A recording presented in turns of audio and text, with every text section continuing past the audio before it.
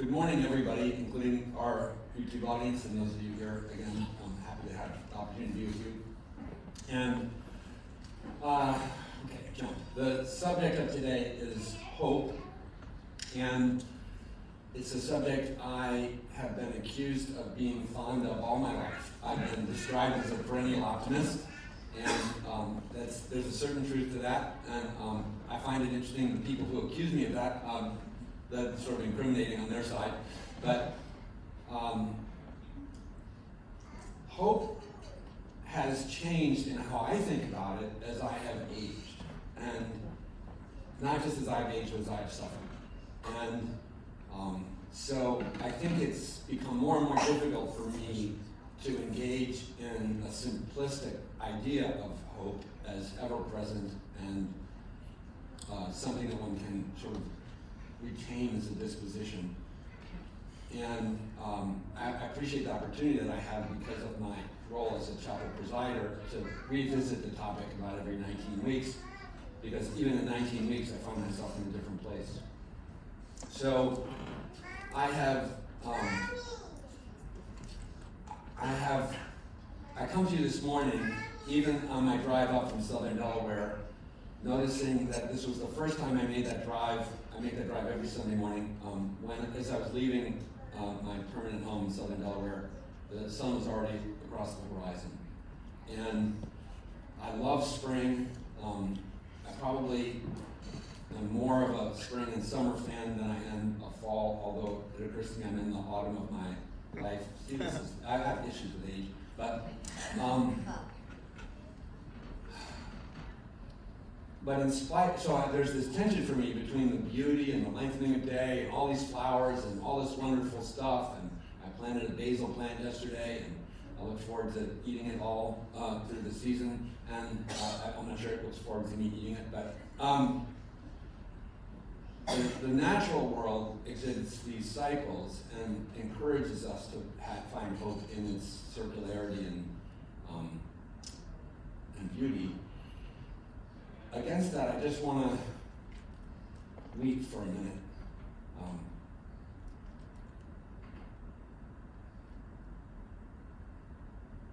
I have a series of things I thought I would mention today, and they're not in any particular order, but just this week I learned of the death of a colleague who had been a mentee, and I'm pretty sure he died from overdose.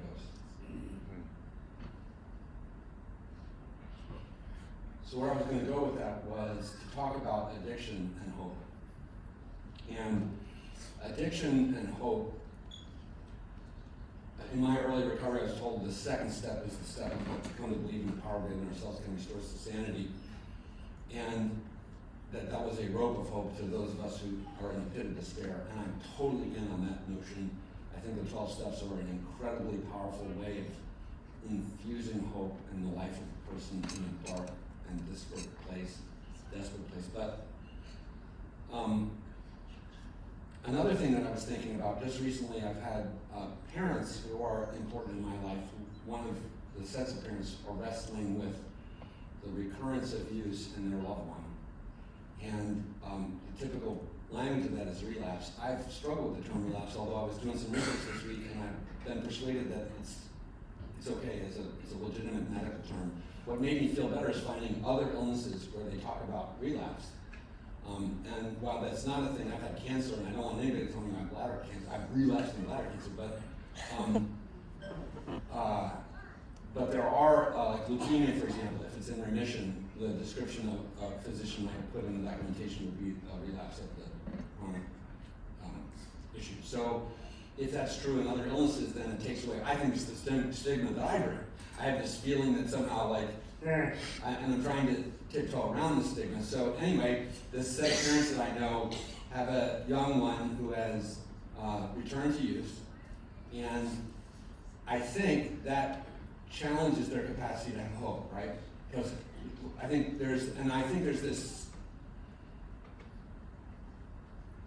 seductive belief that a 28-day treatment or a magic wand or a medication-assisted treatment or an anti-craving pill, anti-abuse or whatever, that somehow, where so many things are able to be fixed with a pill or a flip of a switch or pay it of a check, that our loved one with addiction will have a single intervention and be permanently and perfectly sober. And actually, sobriety outcomes used to be measured that way. And so people who would return to use, even briefly, and then be long-term sober, they would count that as sort of like a failure. That's a bad word.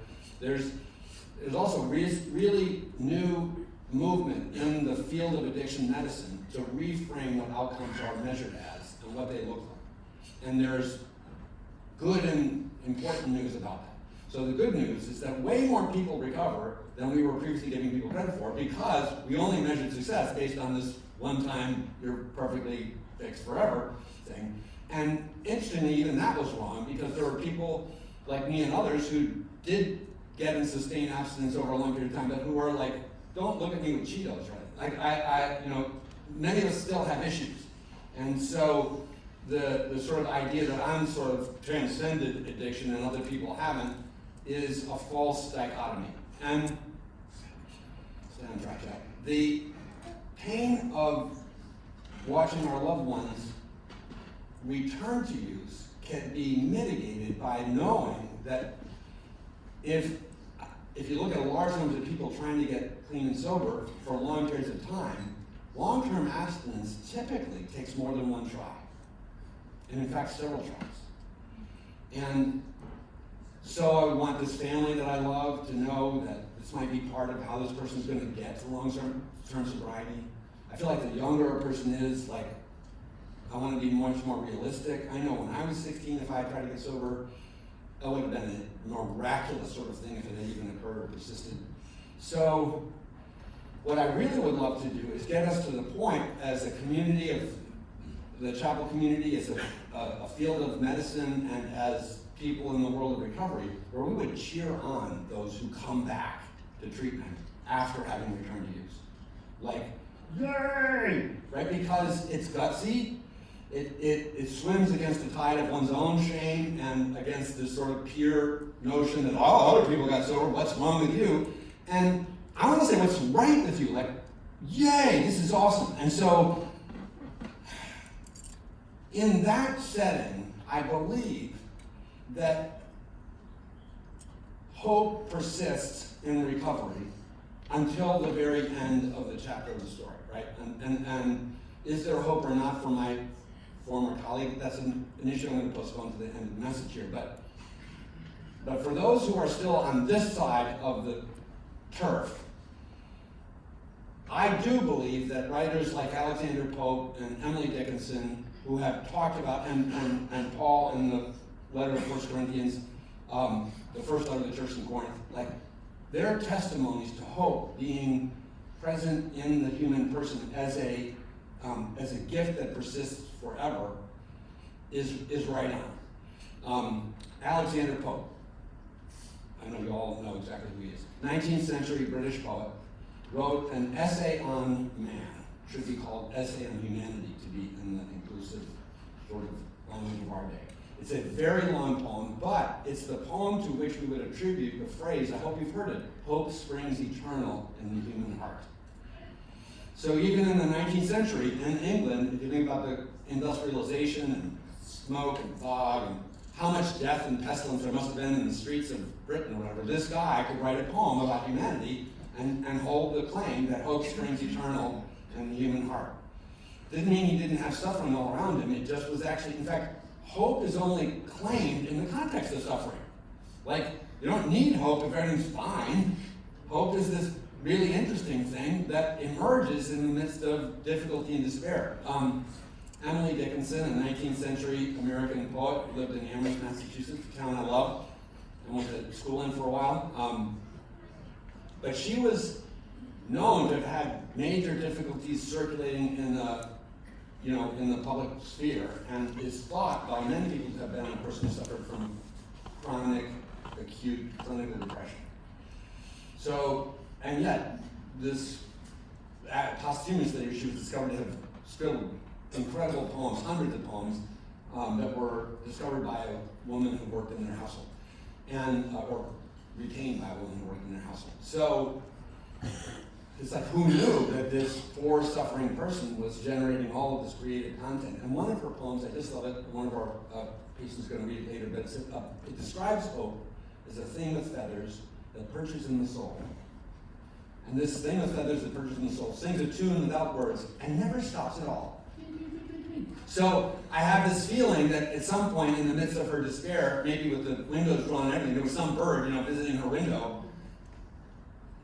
And like, that frickin' bird, will not shut up. Maybe there's an anger note, but it's also a testimony that even in her darkness, I came across a painting, and I can't tell you who it was, but it was a beautiful painting of despair depicted as a enshrouded black figure, like with head bowed and in obvious like human suffering, just like draped in black. And the angel of hope visiting this person in despair with a candle in behind and over the shoulder of this suffering person. And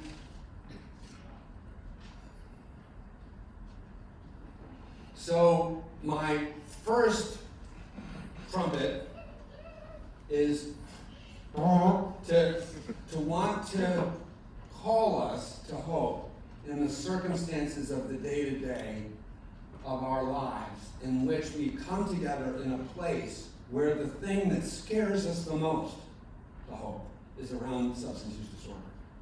And to allow 19 years and 1 year to be a testimony to us that hope and recovery is possible in 34 years. So you will see the reality of people who used every single day and were absolutely trapped in the despair and tailspin of a use disorder, who have been granted a freedom through things like we are experiencing right here, through collective, charitable, hospitable, forgiving, loving embrace, which I think is at the essence of how recovery actually happens. I'm all for the medication interventions, I'm all for the therapy about your troubled childhood mind. I think all that stuff is important, but I don't think I would have gotten or stayed sober without people sort of saying, I've been saving a seat for you. There was a guy named Doug who said, I've been saving a seat for you. And that's a line I remember from 34 years ago, the first day I went sober to a meeting. And it stuck in me. The belief that there was a place where I was welcome, in spite of my brokenness. So, let me not presume that I've resolved those issues for us, but it gives me ground on which to stand to be the person who is accused of this perennial optimism. Because I have watched that miracle happen over and over and over again. I have seen people who other people are going, oh, that person will never get sober, that person will never stay sober. They were sober for a while, and then they're not sober again, and so like, well, they're shoot off. And I want to always say, do not despair. Don't ever give up on a person with this illness, because I have seen 11 treatments be necessary. I've seen people struggle for 15, 17 years, and then all of a sudden blossom into these persisting recoveries that are all the more beautiful and all the more meaningful because of the unbelievable hardship that was endured in order to get to the reprieve. That, I told you I was going to cry today, right? So, in the recent past, one of my dear, dear friends had a daughter who committed suicide. I would love to tell you it's not messing with me, it's totally not. How do I preach on hope in the face of such despair? In the recent past, I've lost so many people for so many reasons. I could just bring you a litany of those who have departed from our sight. But it's the ones that I bring today are because they've been messing with me in the very current moment, and especially as I found this topic returning to my awareness. So in the recent past, my wife and I have had loved ones who have ended their journey through the brutality of dementia-related disorder. And if that has not come close to you yet, you have been spared a really tough thing. But watching your loved one disappear before they disappear is this double cruelty. And how it turns upside down. I remember moments, especially with one of these people who has now gone to their rest, this was a person who was a pillar of a family, a matriarch, and holidays and birthdays of the whole tribe that she is was the head of. Everybody would gather at the homestead, and the sticky buns or the coleslaw or the potato salad, that'd be like, is it the right amount of vinegar? Like all that. So, and of course, if it was made by her, it was perfect. If anybody else tried to make it, not quite right. And now that whole story has to be told to be kept alive. But watching for 2 years, that person in their physical frame, while the holidays and events occurred, was despairing. It was a bizarre elongation of this phenomenon where we must do something else besides count on the hope that is so present here. And then this morning, 5 a.m., my wife looks on social media and sees that a woman who was a deeper acquaintance of hers than mine.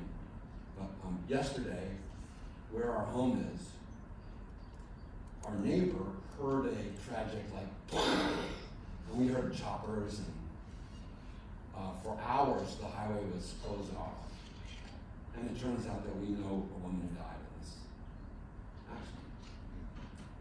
So this is like other deaths. We've had my dad's death and other deaths in my life that were instantaneous, completely unexpected. But the beautiful husband's beginning the tribute was just when we thought things were going okay. And sometimes life throws that crap at us, right?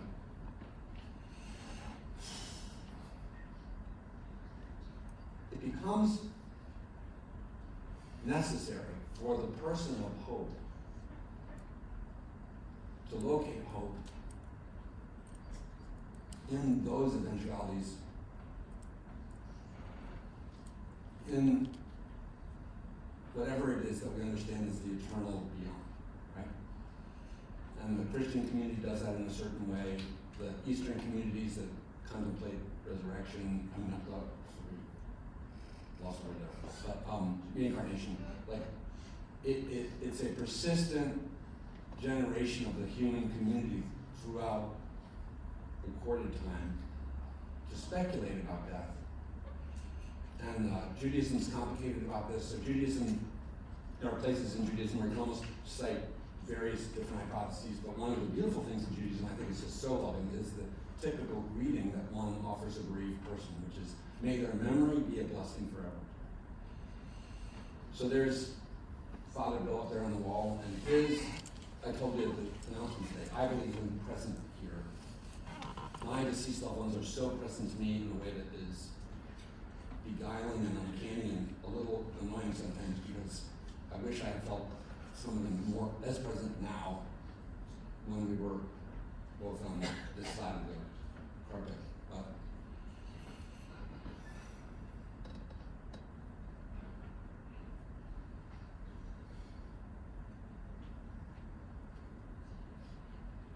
There was a woman named Natalie Sleeth, a hymn writer, and she had written a hymn influenced by T.S. Eliot, a 20th century poet.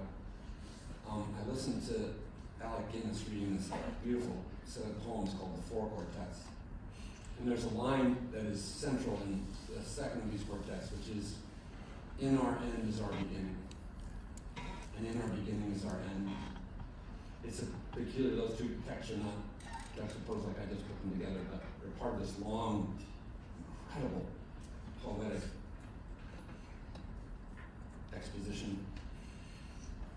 And Natalie Sleeth, moved by that line, wrote this hymn while her husband, Charles, was in the beginning stages of a cancer diagnosis. And it's a tribute to hope in almost every circumstance, and then in every circumstance. And as he was no longer able to respond to treatment and knew he was dying, he asked his wife to dedicate the hymn to him, to dedicate the H-Y-M-N to him. And so this hymn is dedicated to Natalie Sweet's husband. And it's been picked up by many religious traditions and quite beautiful. But what I love about it too is that it points out that the dying can call us to hope. And that hope is a communal thing. And that when we feel the most bereaved, if we will allow ourselves to hear the call of those who have gone bravely to the other side and tell us to hope even in that.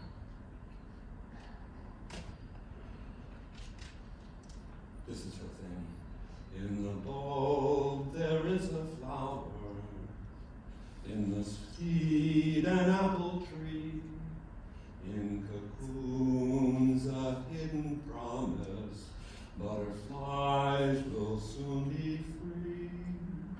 In the cold and snow of winter, there's a spring that waits to be unrevealed until its season, something God alone can see.